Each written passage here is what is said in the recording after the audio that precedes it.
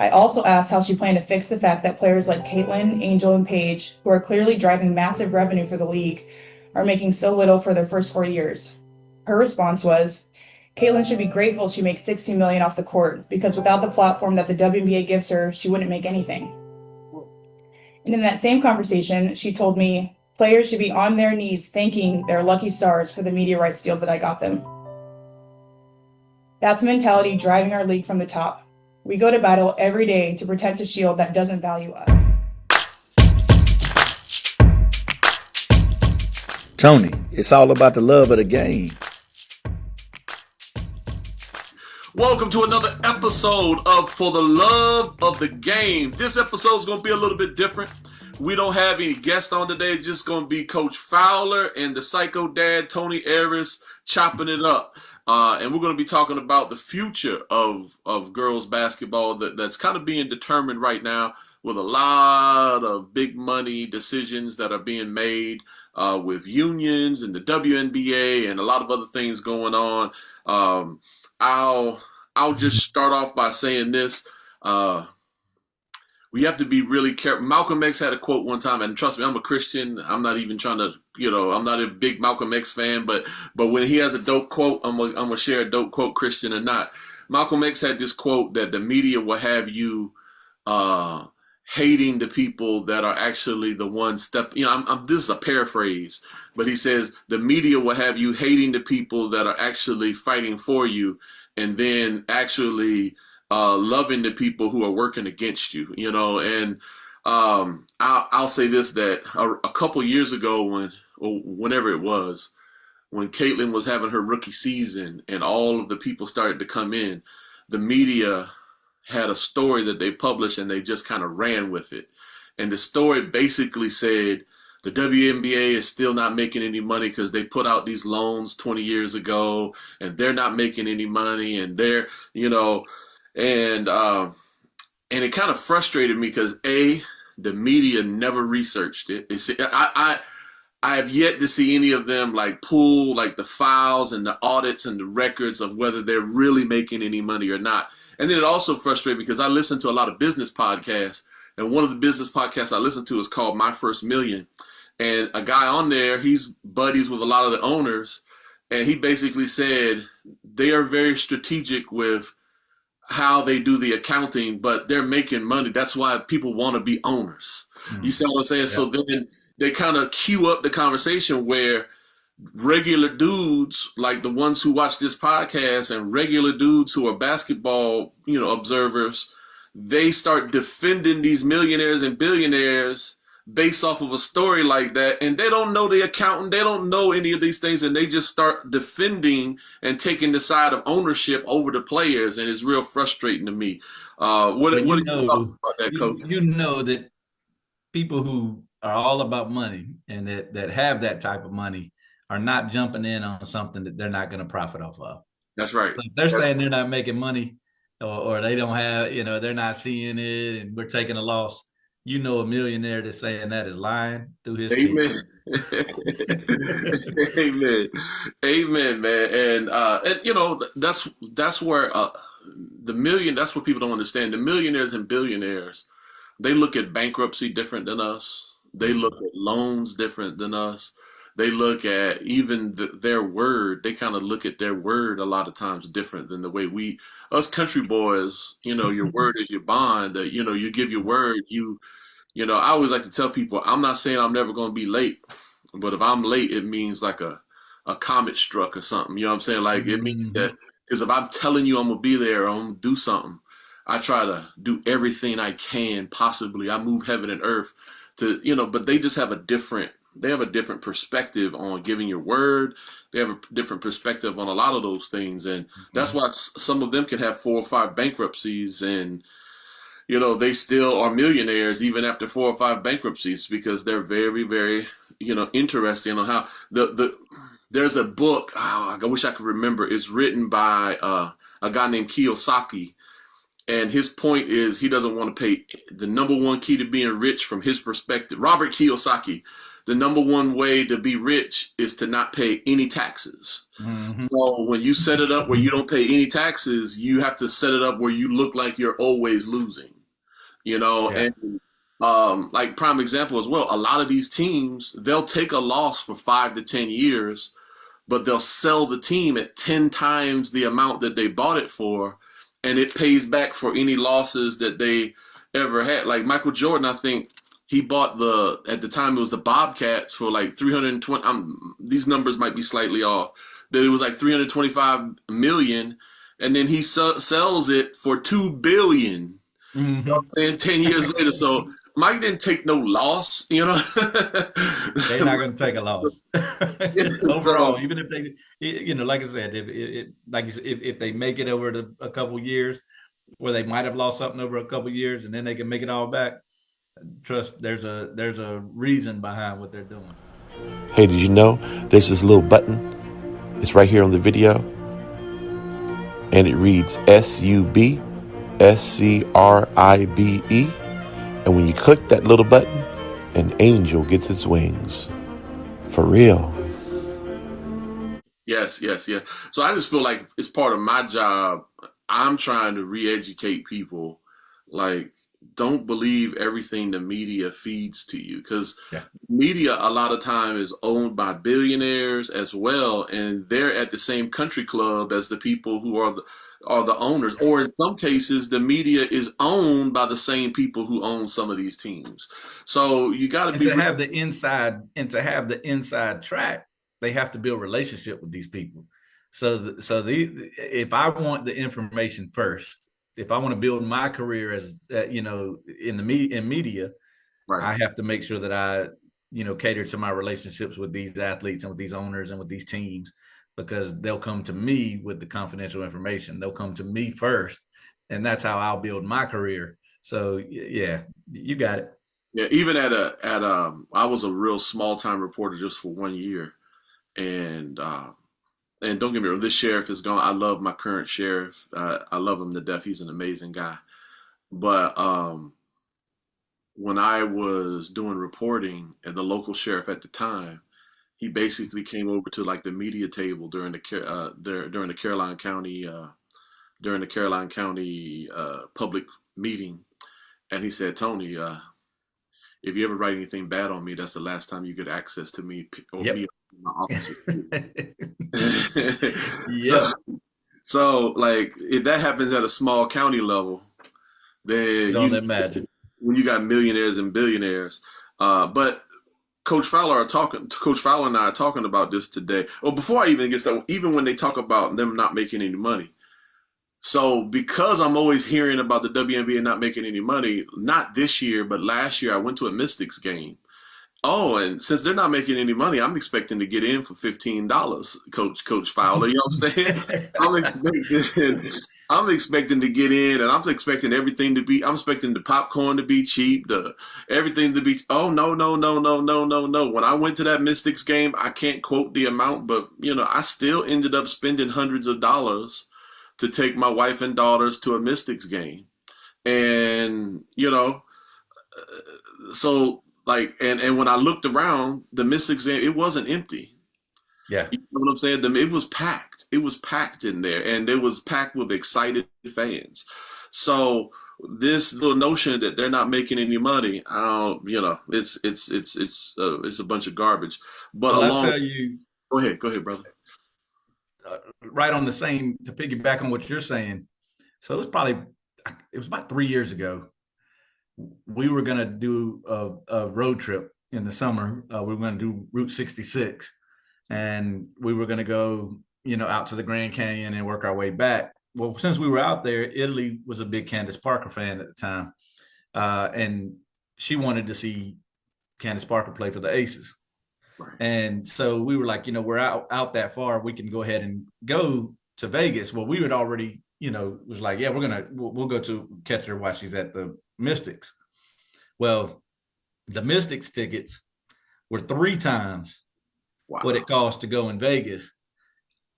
because they were the home team in Vegas. When they're on the road, they had, that was the year they had stacked that team like it was the big three times two on that team back then. Now a lot of teams are starting to be able to do it because the star power is growing. But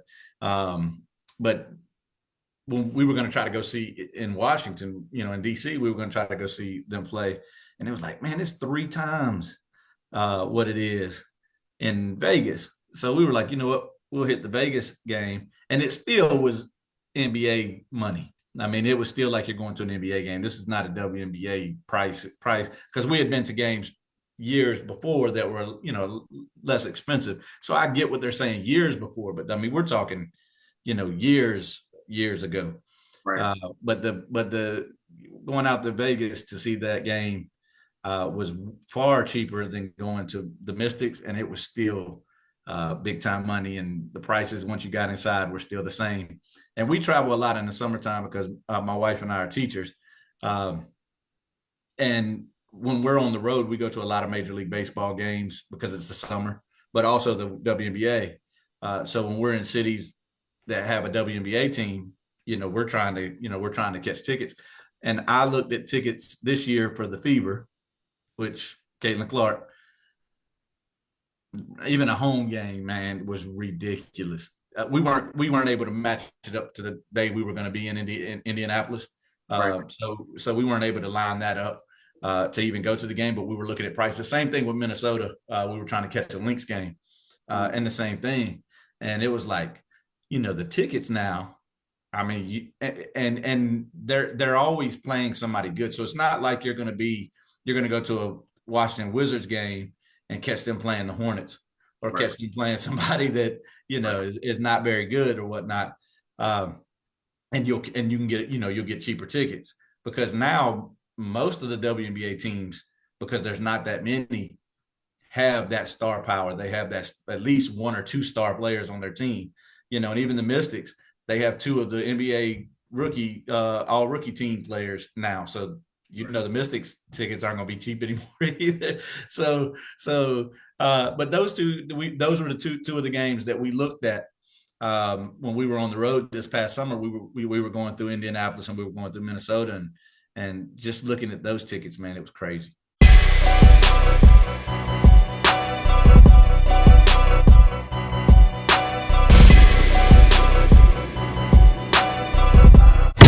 Tune in, like, and subscribe for the love of the game with Tony and David. It wasn't what it had been years prior. And when I say years, I'm not talking about 3 or 4, because just 3 years ago, going to Vegas to see the Aces play in Vegas was still NBA type money. And of course, we're watching the best player in basketball, but in A'ja Wilson, but it was NBA money. Wow. Now, I think this is a little off topic before we go to Nafis comments, but the owner of the Mystics has decided to almost rebuild a city in Virginia called Middleburg, Virginia. And I wouldn't doubt if they end up surprising, like one of those private schools in Middleburg ends up having like a dope girls basketball team coming out of there if it's not already happening. Middleburg is where Notre Dame Academy is. So Mike Teasley and Cornelius Sneed that came on the show. That's where they were at. It was Notre Dame Academy, and then they got rid of the Catholic affiliation, and then they were Middleburg Academy. So Middleburg, Virginia, is where we've all went through it. That's where that school is at. Mm-hmm. And they're not open anymore. Right. But the campus is still there. The school's still there. The church is still there. I wouldn't doubt it that there was because she's throwing a lot of money around Middleburg, and that's a big money area too. So I could see something going in right there. That's a beautiful campus. I mean, that school is. I mean, that would be a good investment. I've thought myself, how could I afford it? It's over $1 million to buy the campus and all that. So I mean, it's a little bit big money for myself, but somebody coming from the Mystics, definitely. I mean, I could see them doing something there. Now I'll edit out if you don't know either. I just saw something about her potentially moving it to Alexandria. Have you heard anything on that? The Mystics moving to Alexandria? Yeah, I've heard it. Yeah, matter of fact, that's my mind is recalling. I think she's trying to move it to Potomac Yard. She's trying to move the Mystics to Potomac Yard, but it's not final yet. She says there's things that have to be worked out. But it's interesting. I mean, I'll say this. I mean, sometimes she can say things that kind of that owner can say things that can kind of really irk me a little bit, but I'll say this: she's forward leaning and she's throwing that money around, and she's definitely throwing the apple cart around. So I mean, Yeah. she's a change agent. I'll say this much. Like and subscribe for the love of the game. Yeah. But what spawned this podcast is Fee's comments. I'm gonna post. I'm gonna even play it right here so that our community can see it if they ever miss. All right. So first of all, I'd like to congratulate the Mercury for advancing to the finals. And I want to be clear, this conversation is not about winning or losing. It's about something much bigger. The real threat to our league isn't money, it isn't ratings, or even missed calls, or even physical play. It's the lack of accountability from the league office. Since I've been in the league, you've heard the constant concerns about officiating, and it has now reached levels of inconsistency that plague our sport and undermine the integrity in which it operates. Whether the league cares about the health of the players is one thing, but to also not care about the product we put on the floor is truly self-sabotage. Year after year, the only thing that remains consistent is the lack of accountability from our leaders. Sorry, I had to walk here in my boot. I'm kind of... The league has a buzzword that they've rolled out as talking points for the CBA as to why they can't pay the players what we're worth. That word is sustainability. But what's truly unsustainable is keeping a good product on the floor while allowing officials to lose control of games. Fans see it every night. Coaches, both winning and losing, point it out every night in pregame and postgame media. Yet leadership just issues fines and looks the other way. They ignore the issues that everyone inside the game is begging to be fixed. That is negligence. At Unrivaled this past February, I sat across from Kathy and asked how she planned to address the officiating issues in our league. Her response was, well, only the losers complain about the refs. I also asked how she planned to fix the fact that players like Caitlin, Angel, and Paige, who are clearly driving massive revenue for the league, are making so little for their first 4 years. Her response was, Caitlin should be grateful she makes $16 million off the court, because without the platform that the WNBA gives her, she wouldn't make anything. And in that same conversation, she told me players should be on their knees thanking their lucky stars for the media rights deal that I got them. That's mentality driving our league from the top. We go to battle every day to protect a shield that doesn't value us. The league believes it succeeds despite its players, not because of them. I have the privilege of watching my husband run a league where he has to balance 100 different things at once. I won't pretend the job is easy, but even with all of that on his plate, he always takes the time to reach out to players when he sees an injury, whether it's unrivaled or even during the WNBA season. That is what leadership looks like. It's the human element. It's basic integrity, and it's the bare minimum any leader should embody. This year alone, I've gotten calls, texts, and well wishes from so many players across the league. Those moments remind me that sometimes there are things bigger than the results than this game we play. But do you know who I haven't heard from? Kathy. Not one call, not one text. Instead, the only outreach has come from her number 2 telling my agent that she doesn't believe physical play is contributing to injuries. That is infuriating. And it's the perfect example of the tone-deaf, dismissive approach that our leaders always seem to take. I have finally grown tired. For too long, I have tried to have these conversations in private, but it's clear there is no intention of accepting there's a problem. The league has made it clear it isn't about innovation, it isn't about collaboration, it's about control and power. I've earned this platform and I've paid the price to get here, and now I have a responsibility to speak on behalf of the fans and everyone in this league that deserves better. Our leadership's answer to being held accountable is to suppress everyone's voices by handing out fines. I'm not concerned about a fine. I'm concerned about the future of our sport. At some point, everyone deserves to hear the truth from someone who I hope has earned the benefit of the doubt to fight for what is right and fair for our athletes and our fans. We have the best players in the world. We have the best fans in the world. But right now, we have the worst leadership in the world. If I didn't know exactly what the job entailed, maybe I wouldn't feel this way. But unfortunately for them, I do. We serve a league that has shown they think championship coaches and Hall of Fame players are dispensable, and that's fine. It's professional sports. But I will not stand quietly by and allow different standards to be applied at the league level. Thank you.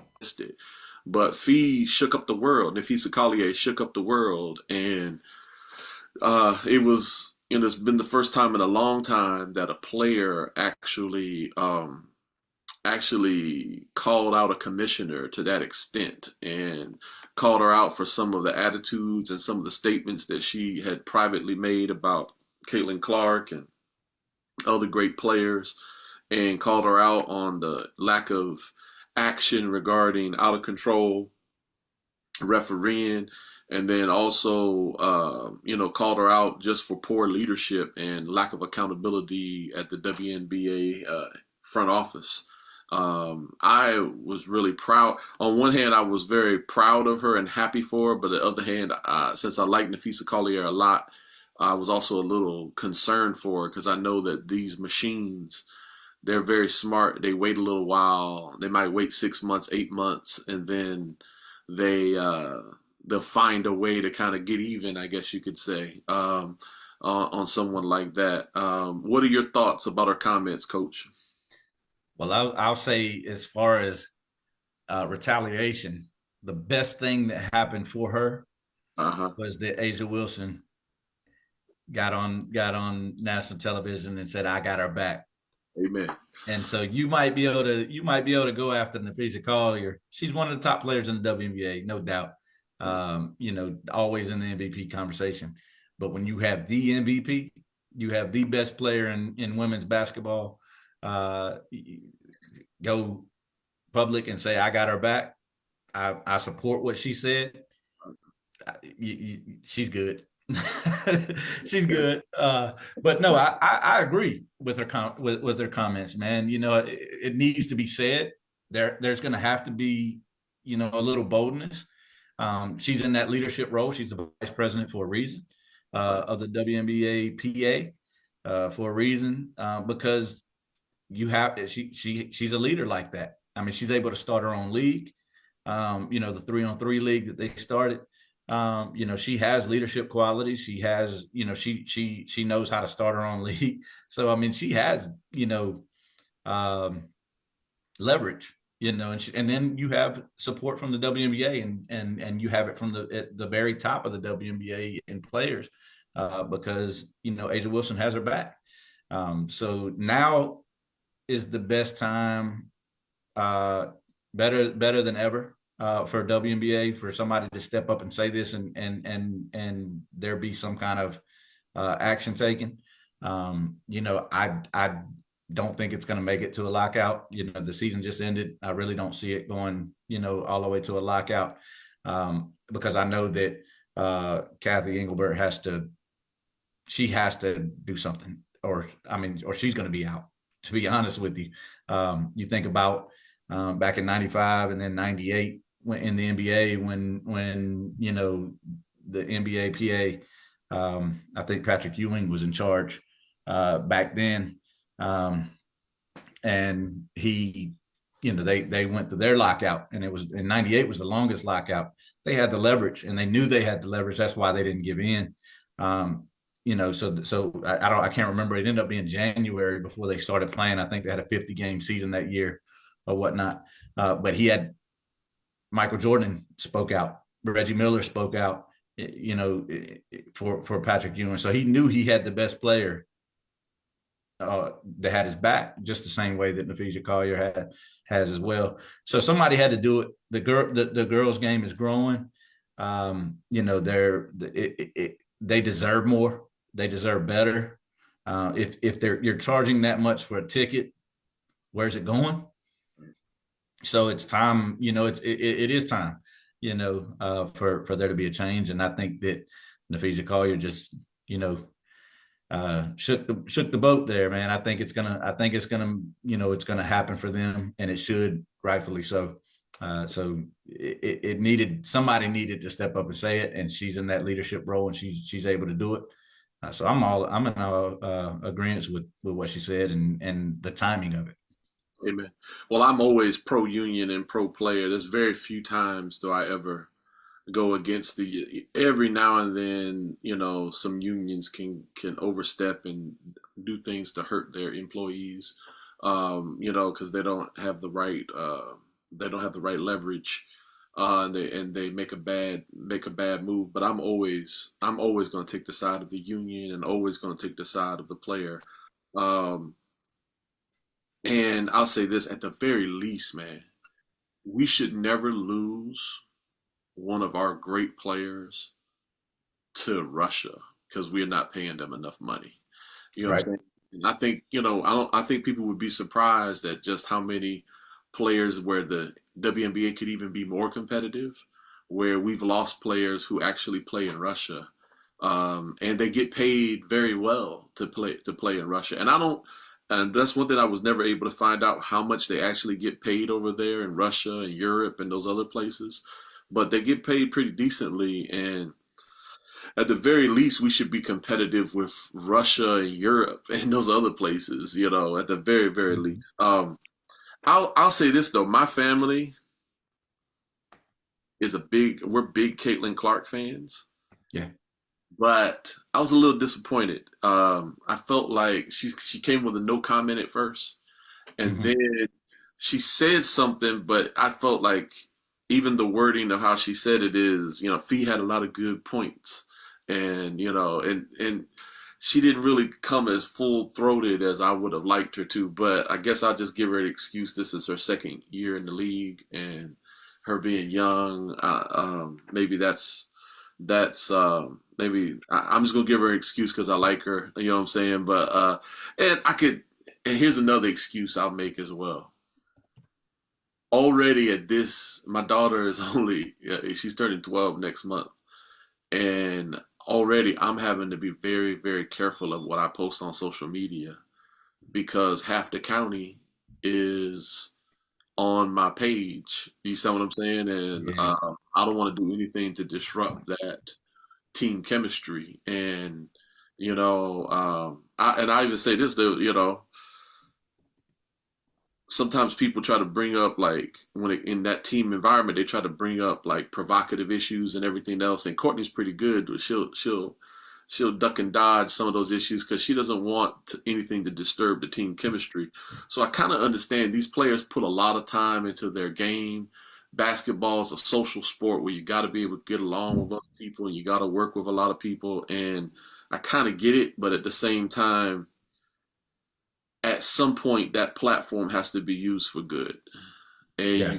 you can't be scared to jump out there and not say anything.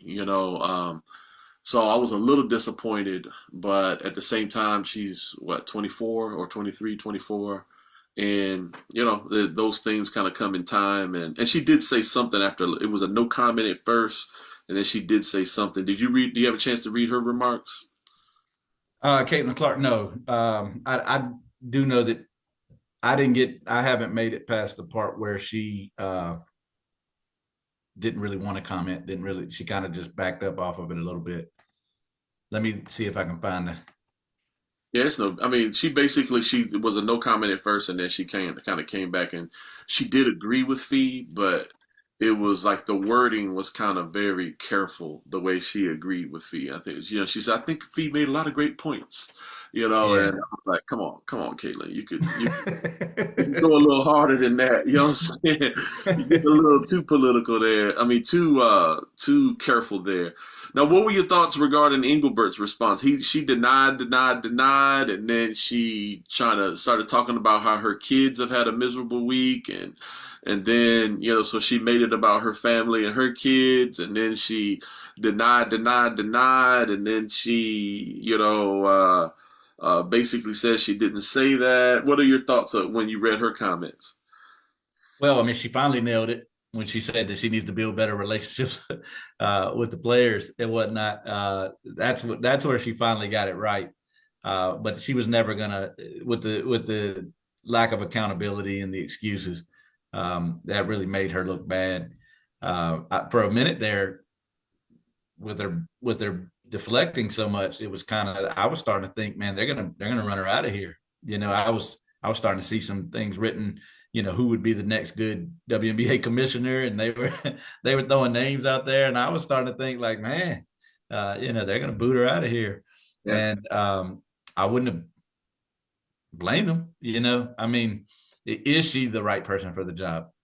If you have to wait until now to say I need to build better relationships with the players, um, you know, there's something to say in that. You know what I'm saying? There's something, to be seen there.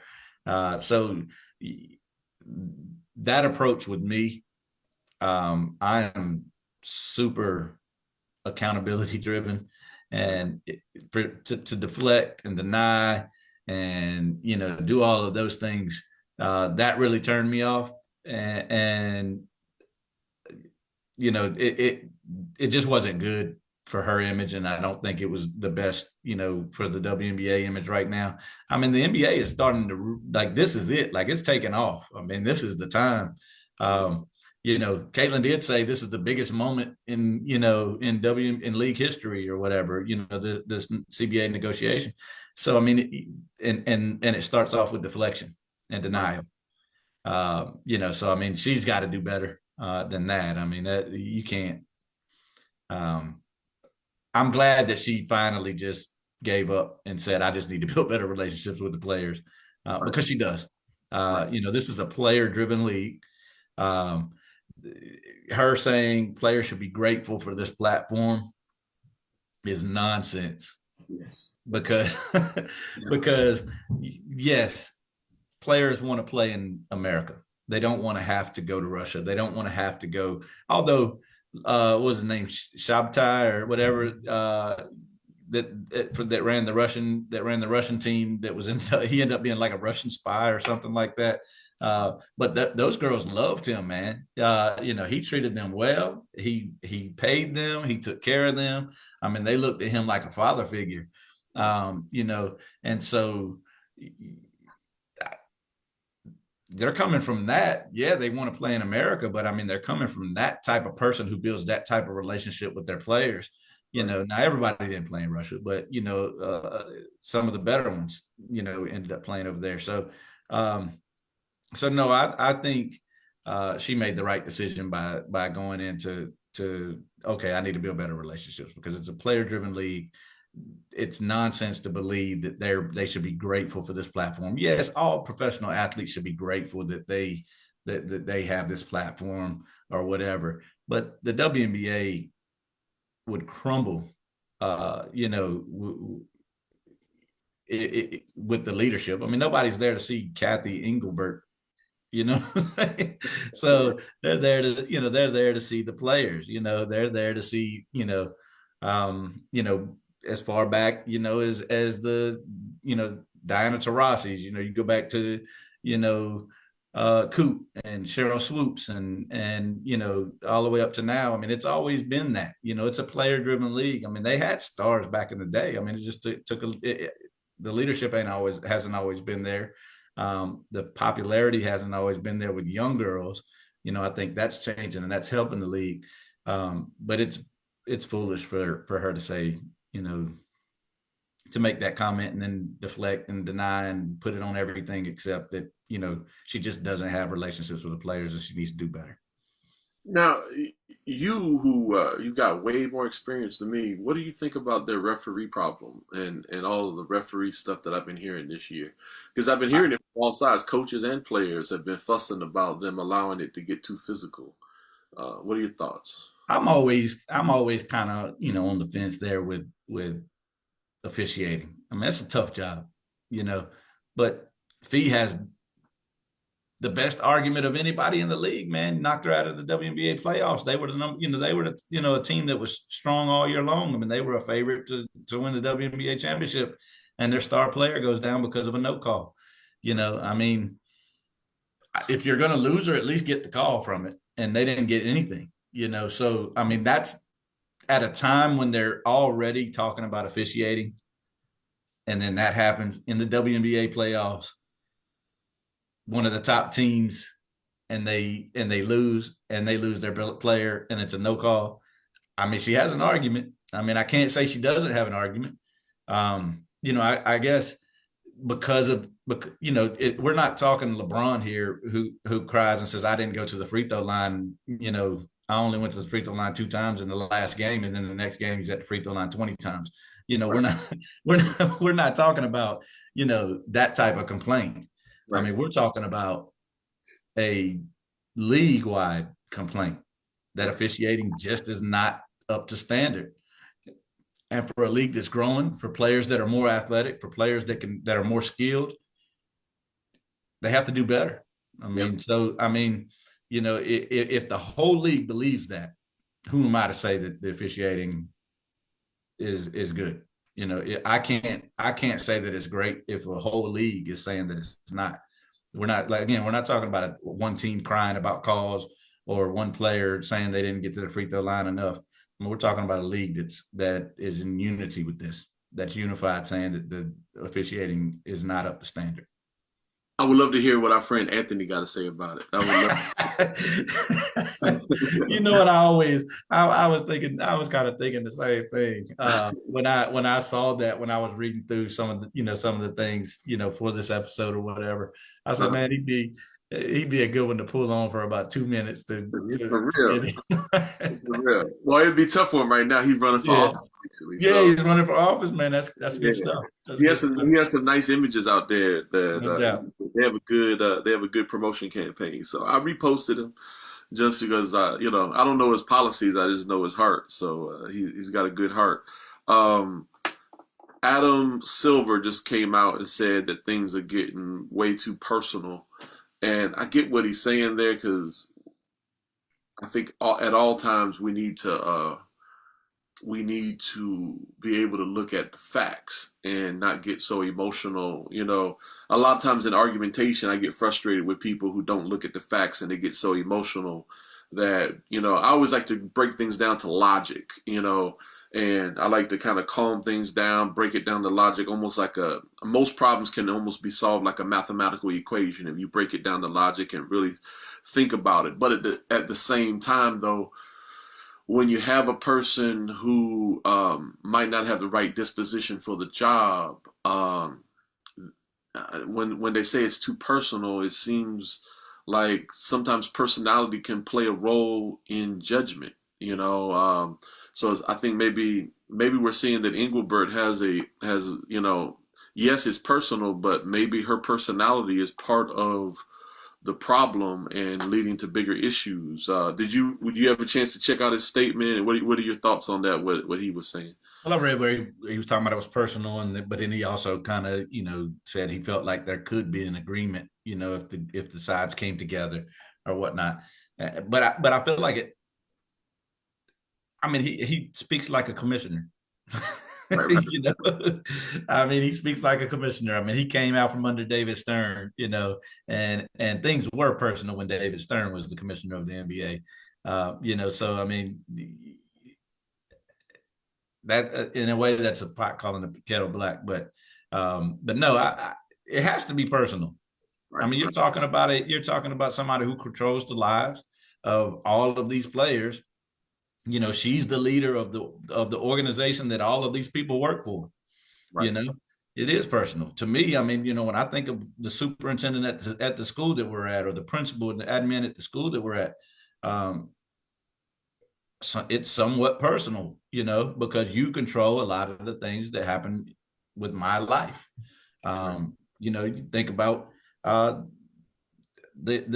government right now. I mean, they control, you're being affected. They control a lot of people's lives. It's personal to me. It would be, if I was in your shoes right now, it would be personal. So I do believe that it has to be personal. If Fee believes that the leadership is the worst in the world, I see why. It's personal. You're affecting my livelihood. Right. You're affecting my family because you don't want to do what's right. Right. So I get what Adam Silver's saying. I mean, and I'll be honest with you. I don't think somebody, man, he needs to mind his own business. I think it's great that he's showing interest in the WNBA. I think it's great that he's involving himself in that somewhat, because this is the first time that the WNBA has seen this. Caitlin Clark is again, I would say Caitlin Clark was right when she said this is the most important, CBA in league history or whatever. I mean, this is big time. So I'm glad he's inserted himself a little bit. I think that he probably could help guide the situation some, because he has been a part of a lot of CBA agreements that have come, that have turned out, good for both sides. But it has to be personal. He speaks like a commissioner, but it has to be personal because it's too much at stake right now. I almost think it's better for the players if Engelbert stays, because then I think they're more likely to get concessions because she's so damaged right now. Yeah.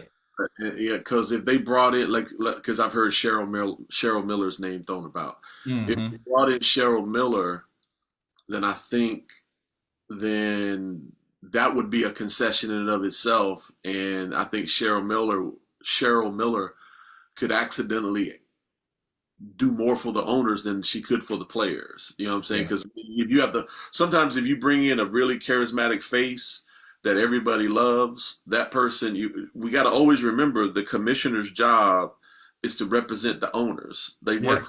It's like HR. Just for anyone watching, HR, human resources, is not really for the human. You know what I'm saying? That's one of the biggest lies ever told, man.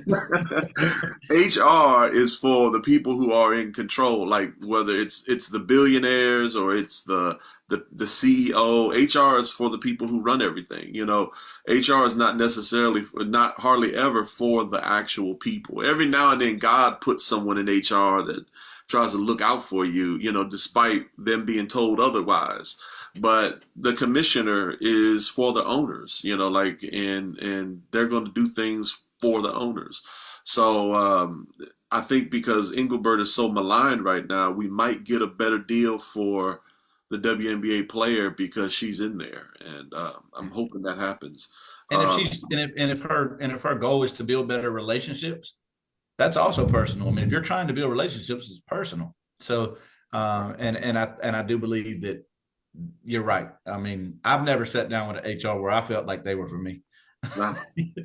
So, I mean, I can't think of one time where I've had to sit with HR and I was like, man, this is going to go really well, Well, 2 times I had someone in HR that God put in there as a plant for me. And they both times they would have to kind of cover the mic and say, "Hey Tony, I ain't supposed to tell you this, but da da da da da da da da," and that was just more of a God hookup. But if they had just been doing their job, they're trying to, they're for the corporation, or they're for the organization rather than for the human or for the people. And these commissioners, they serve they are at service of these owners, and I'm hoping though that this is one time where I think a negative can really be used for a positive. I'm hoping that collective greed forces people to come together, because there's a lot of money to be made. There's a lot of money to be made, especially with some of these great players that are coming across, and especially you got Juju coming out.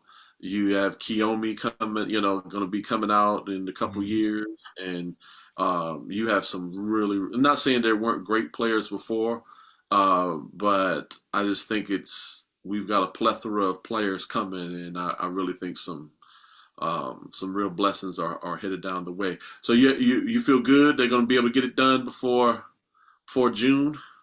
Yeah, the season just ended. Well, it ain't even ended. I mean, we got game 3 tomorrow. Right. So, I mean, the season's not even over yet for this. I mean, they have until October 31st. I mean, that's when the lockout will, actually happen. But I mean, I think camp and things like that, the players will be locked out, so they won't be able to use WNBA facilities and things like that while they're locked out.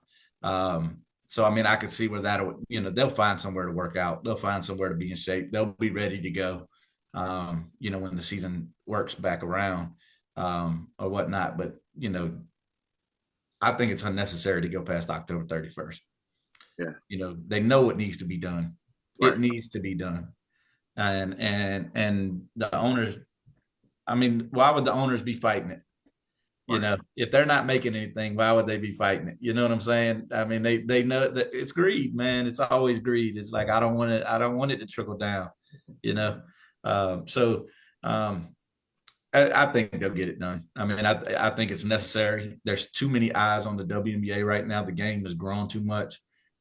This is the time. Again, I compare it to the '98 lockout. The star power was ridiculous in '98. You know, it's right as Jordan was, you know, phasing out.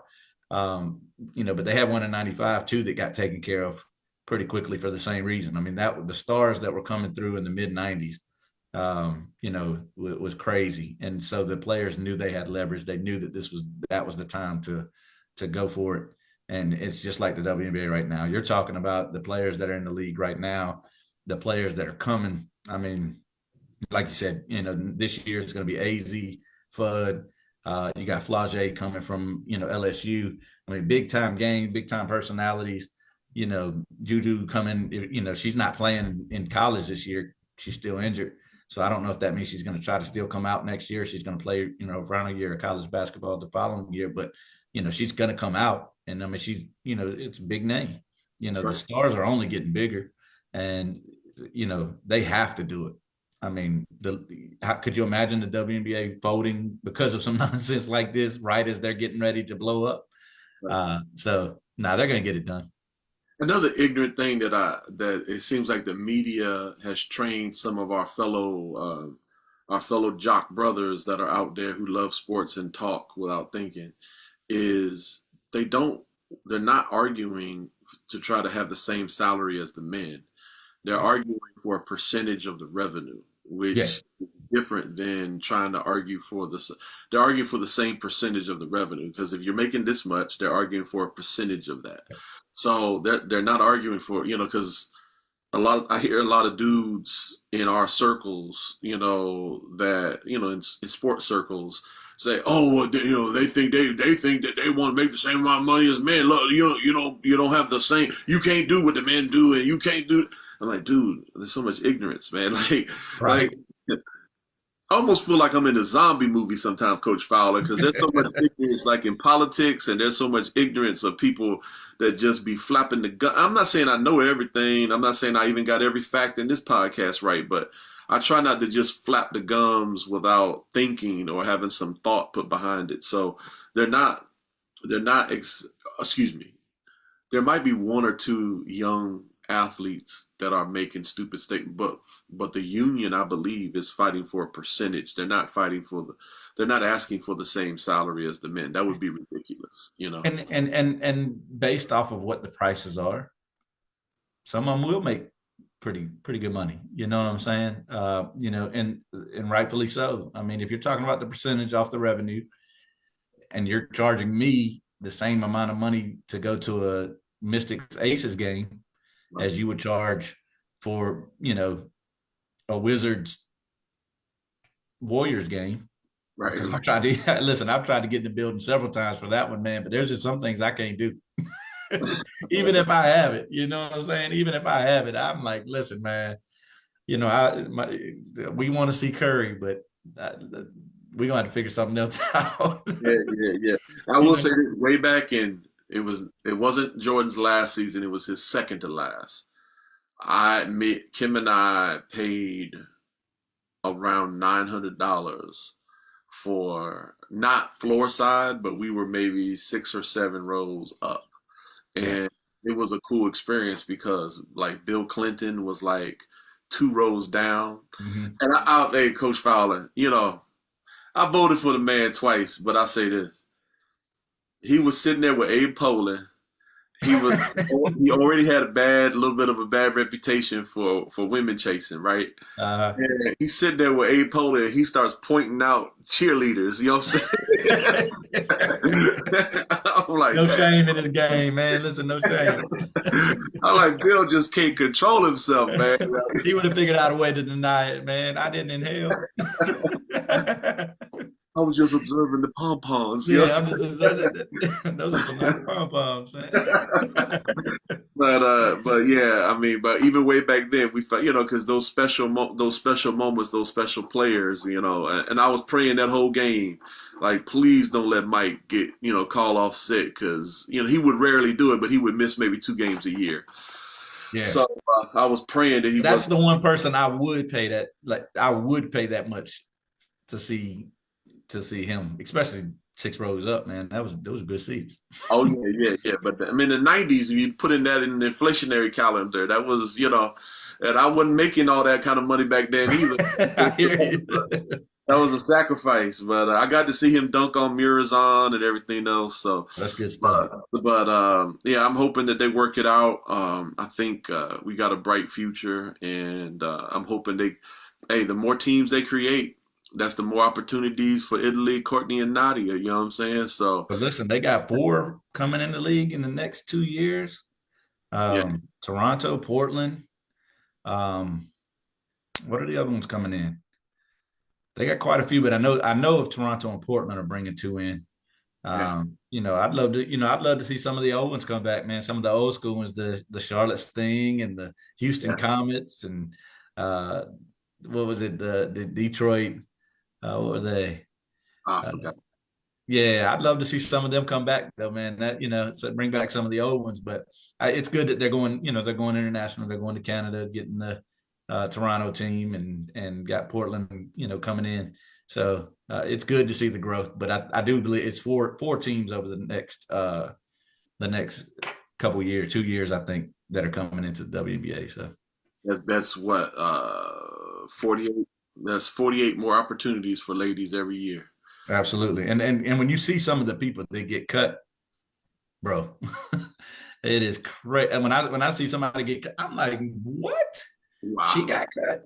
Wow. Yes, I mean, just to see some of the names that don't make it. I mean, one that stands out to me this year, Deja Kelly, who played at North Carolina, and then she went to Oregon. I mean, she killed the preseason with the Aces. Mm. And I'm looking at the Aces, and I'm like, they made it. They're in the WNBA championship, and they cut probably a player that could be a starter on half of the WNBA teams. I mean, she had a game winner in the final the final Aces preseason game. Hit a game winner, and then gets cut right afterwards. I'm like, yeah, we need more teams. There's no doubt about it. That's the only thing I don't like about our sport that I love so much. It's the kryptonite. There's always a lot of political bull crap on who plays and who starts and all. Like let me throw your man under the bus, Coach Fowler. This is like your man, Bobby Knight, cut Charles Barkley in the 1984 Olympics. You know what I'm saying? You ever hear that story? Listen, could you imagine Bobby Knight and Charles Barkley in the same huddle, man? The first time Bobby Kirk got him. Oh man, that would be crazy. I don't even know if I can imagine that, happening. So I mean, I get it a little bit, I guess, but I get it too, because Barkley was a knucklehead, but everyone was going to Barkley saying, "Hey, you were the second best." So that shows you how Coach Knight was. oh yeah, Barkley was the second best player in them tryouts, and he got cut. Because Bobby knew that he wasn't going to be he was going to his personality. they would have bumped heads. Yeah, Yeah. But hey, well, I'm glad our sport, the sport of our girls, has got a bright future, and I'm hoping that they make good decisions. And hey, girls basketball, sports period, is going to be one of the few jobs left after AI takes a lot of us out. You know what I'm saying? right. Because that's the only thing. I could see AI is going to take away some teaching positions, some truck driver positions, but I don't think we're ever going to just want to watch some robots play basketball. We're always going to want humans to play. So I think our girls are pretty good when it comes to that. Yeah, I mean, listen, I heard Kenneth Panel talking to the girls. KP is his nickname. He picks the helps pick the McDonald's All-American team, and helps pick the USA teams and whatnot. he was talking to the girls, and he's like, "I love basketball so much. I'll watch two turtles play each other." Listen, I love basketball. I think I would be interested for the first few minutes, but after that, so I'm not interested in watching robots play. Man, I remember some of those video games that came out when we were kids. Was it baseball 2020 or something like that? MLB 20 baseball 2020 when it was like 1992, and it was robots playing by then. Nah, man, I'm not interested in that. Before we go, Coach, I gotta tell you this story. This was hilarious. I don't know if it was a hilarious moment where everyone in the stands fell out. I don't know if I'm gonna be able to do it justice, but I'm gonna try. If I can't do it justice, I'll edit it out. At this tournament, speaking about watching two turtles play, at this tournament, there was two really competitive teams, and then there were two teams that were coming from schools that they just don't have the organization. They just don't have the organization. They don't have the training. They don't have everything. So you got kids that are really struggling with skill wise, playing in these tournaments. So there was one baby, and she was trying her hard. For her team, she got MVP because she tried so hard. Uh, she dribbled up the court, and our coach had basically told them stop pressing, because they were like up by 20, 30 or something, and then they pulled back, and she dribbled up the court. She stopped dribbling in one direction, and then she started walking in the other direction, and then she started dribbling again. And then the ref made the call, and then she did it with this big smile, and she turned to the ref. She says, "I guess I can't do that, right?"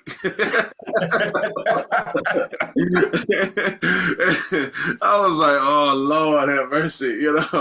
Everybody in the stands just fell out laughing, like, because she said it loud enough. It was quiet in there. She said it loud enough, and she was this cute little baby girl, and she stopped and she paused, and then she started dribbling again. She said, "I guess I can't do that, right?" And the referee was like, "Nah, baby, you can't do that." See, that's the type of officiating the WNBA needs right there. Yeah, man. Yeah. I guess I can't do that right now, baby. You can't do that. Hey, well, thanks for chopping it up with me, Coach. Hey, I know you're traveling, and we'll be praying for you as you travel. Where's the state again? What's it at again? So Italy's going to the CP3 middle school, the middle school combine, top players in the region or whatnot, for its, and it's in Philadelphia. So we're going to Philadelphia, Pennsylvania. Oh wow! Friday through Sunday. Yeah. So man. Friday night, I guess, is like check-ins, and they measure. They do like NBA combine type measurements. So they're going to test the verticals, the speed, and all that kind of stuff. And then Saturday and Sunday is camp style stuff, skills, drills, and games and competitions and whatnot. So should be a good experience. I know for what we paid, Chris Paul better be in there. It's his camp, so he better be there for that. Oh man, well, hey, we'll be praying for you. We thank you for always giving us, giving the audience your expertise, and we'll see you in 2 weeks, my brother. All right, sounds good, man. All right, man. God bless. All right.